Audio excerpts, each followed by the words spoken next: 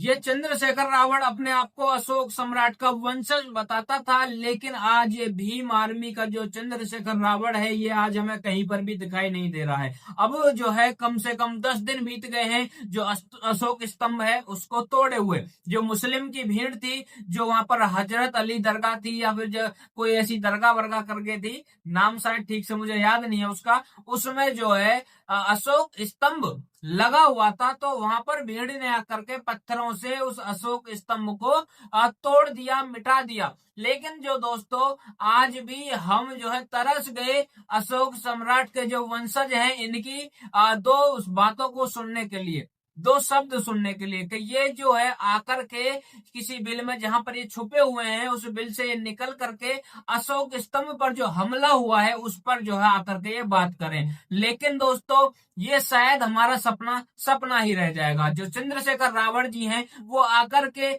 कभी भी इस पर खुलकर बात नहीं करेंगे। वो आकर के कभी भी इस पर खुलकर जो है ये नहीं बोलेंगे कि ये मुसलमानों ने गलत करा है, मैं इसका विरोध करता हूं। लेकिन जो है ये वही चंद्रशेखर रावण है जो भरे मंच से ये जरूर कहते हैं कि भाई अगर कोई कुरान को इस्लाम को गलत साबित कर दे तो मैं जो है जिंदगी भर उसकी गुलामी कर लूंगा। ये वही चंद्रशेखर रावण है जो वक्फ बोर्ड के लिए जो है हमेशा खड़े रहते हैं, वक्फ बोर्ड के सपोर्ट में ये हमेशा रहते हैं। लेकिन आज यही चंद्रशेखर रावण किसी गहरे बिल में जाकर के छुप गए हैं। ये एक ऐसी भूल भुलैया में खो गए हैं कि ये बाहर ही नहीं निकल पा रहे हैं। और भाई साहब, आकर के ये इस चीज का विरोध ही नहीं कर पा रहे हैं।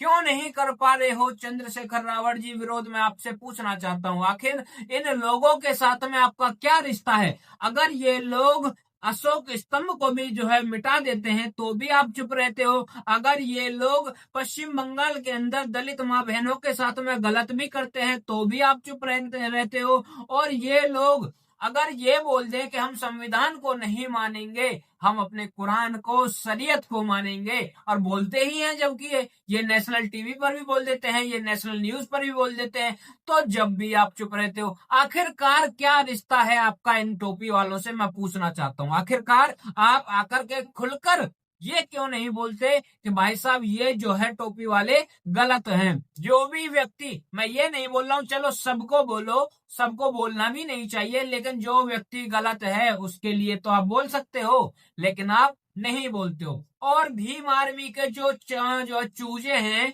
जो जो नई नई बातें करते हैं, जो जय भीम और जय मीम साथ में बोलते हैं, उन चूजों की बात कर रहा हूं भाई साहब, जो साथ में बोलते हैं। मैं कह सकता हूं उन लोगों ने बाबा साहब को कभी पढ़ा भी नहीं होगा। अगर ये बाबा साहब को पढ़ते तो जो मुझे लगता है, मैं इस बात को मानता हूं कि भाई साहब ये जय भीम और जय मीम एक साथ कभी नहीं बोलते। जय भीम से हमें कोई दिक्कत नहीं है, हम खुद भी जय भीम बोलेंगे, जय जो है भीम बोलने के बाद जय श्री राम बोलेंगे, हमें कोई दिक्कत नहीं है। लेकिन जब बात आ जाती है जय भीम और जय मीम की, तो मुझे लगता है ये सिर्फ बाबा साहब का नाम इस्तेमाल कर रहे हैं, ये सिर्फ बाबा साहब को इस्तेमाल कर रहे हैं राजनीतिक रोटियां सेकने के लिए। ये लोग ना तो बाबा साहब को कभी मानते थे, और मैं ये कह सकता हूं ना ही ये लोग कभी बाबा साहब को मानेंगे। ये लोग सिर्फ दिखावा कर रहे हैं, क्योंकि अगर इन्होंने बाबा साहब को माना होता तो बाबा साहब को पढ़ा भी होता, जाना होता, बाबा साहब के इन टोपी वालों के लिए क्या विचार थे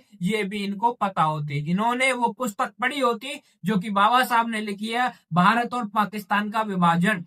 और जब इन्होंने वो पुस्तक पढ़ी होती बाबा साहब के द्वारा लिखी हुई, तो ये कभी भी जय भीम और जय मीम का नारा साथ में नहीं लगाते। तो ये जो चूजे हैं जो बाबा साहब को बदनाम करने के लिए जय भीम और जय मीम साथ में बोलते हैं, मैं इनसे भी कहना चाहता हूँ आज किस बिल में जाकर के छुपे हुए हो तुम लोग बाबा साहब का भी नाम इस्तेमाल करते हो, तुम जो है अशोक सम्राट जी का भी जो है नाम इस्तेमाल करते हो, तुम महापुरुषों का नाम इस्तेमाल करके उनको जो है जो गंदा करने का काम करते हो।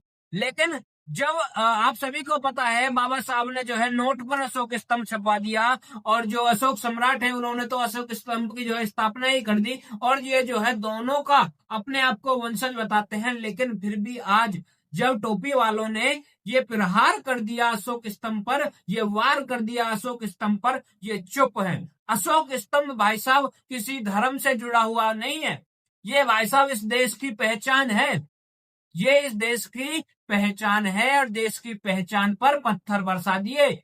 तरह से देश की पहचान को मिटा दिया गया। और सबसे बड़ी बात यह है, जहां पर वो अशोक स्तंभ था, वो कोई दरगाह वरगाह जो भी थी, वो उसका जो मतलब मरम्मत हुई थी या कुछ तो हुआ था, वो भी सरकार के पैसे से हुआ था, यानी कि हमारे पैसे से हुआ था, हम जो टैक्स पे करते हैं उससे हुआ था।